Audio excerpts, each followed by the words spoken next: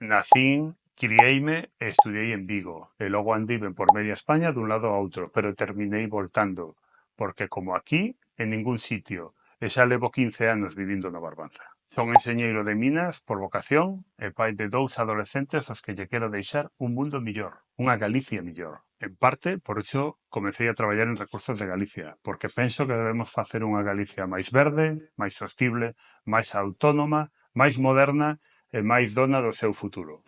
Os nosos recursos son bens de dominio público, perténcenos a todos nós, e o seu aproveitamento fomenta o desenvolvemento do rural, xerando empregos de calidade dos que temos exemplos abondo. E aquí temos moitos dos minerais que a Unión Europea quere asegurar para a transición enerxética. É a nosa obriga que as xeracións futuras extraelos dun xeito sostible e poñelos en valor. En RDG levamos meses avaliando proxectos mineiros e temos claro que os recursos de Galicia deben estar ao servicio de Galicia.